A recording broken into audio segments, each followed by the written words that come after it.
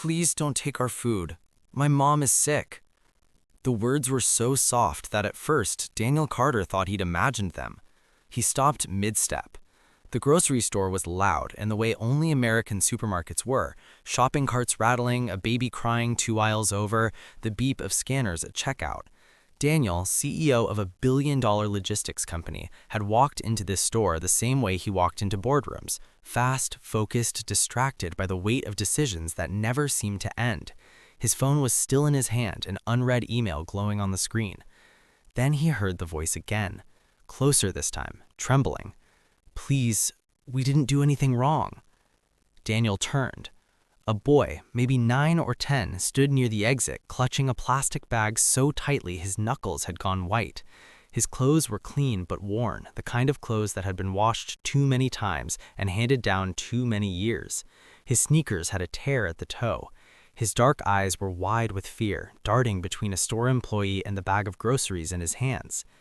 Inside the bag, bread, rice, canned soup, and a small carton of milk. Nothing extra, nothing unnecessary, just survival. The employee, a young man in a red vest, looked uncomfortable. "Kid, I'm sorry," he said quietly, glancing around.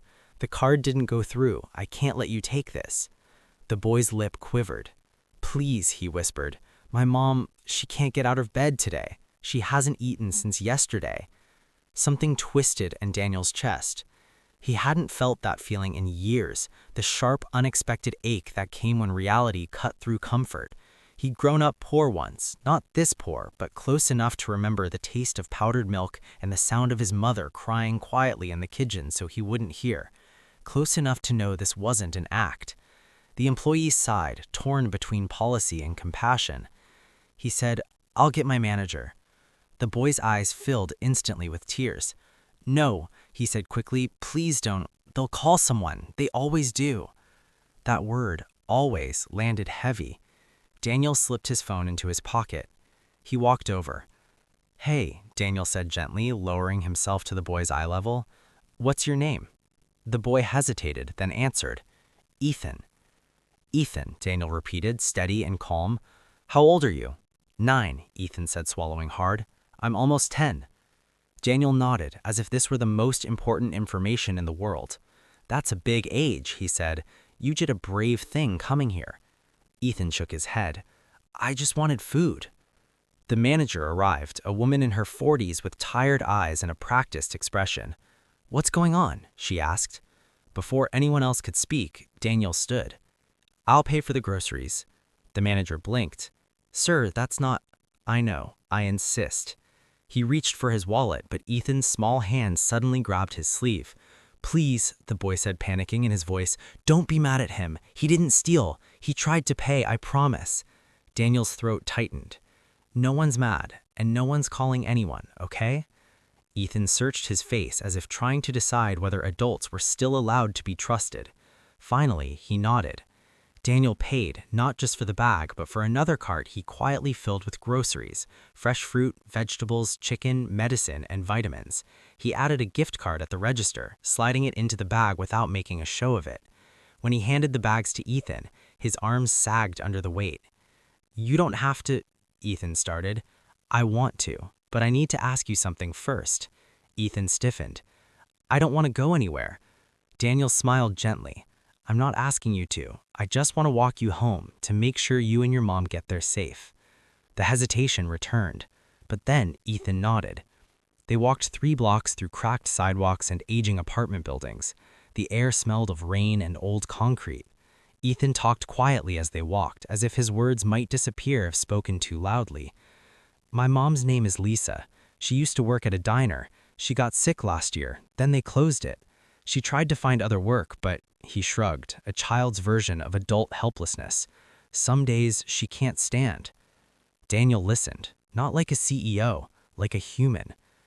The apartment was small, 1 bedroom, 2nd floor. Inside it was clean but bare. A thin couch, a small table, the kind of place where every object had a purpose and nothing existed just for decoration. Lisa lay on the couch, her face pale, eyes sunken but kind. When she saw Ethan with the bags, her eyes widened in alarm. "Ethan, what happened?" Before the boy could answer, Daniel spoke. "Ma'am, my name is Daniel. I met your son at the store. I hope it's okay that I walked him home."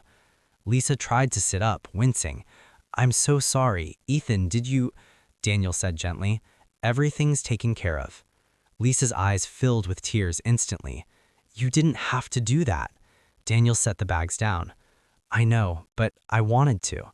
She covered her mouth, trying to hide the quiet sob that escaped anyway. "Thank you," she whispered.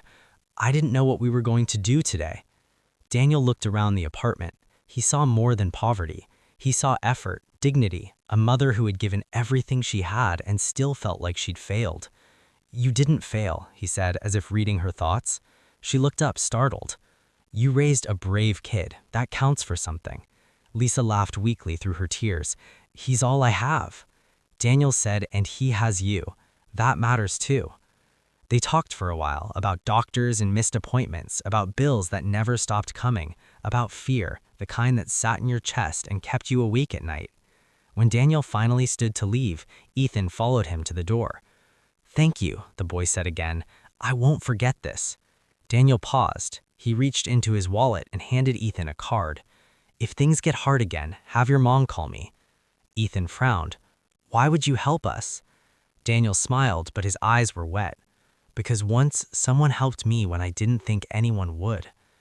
That night, Daniel couldn't sleep.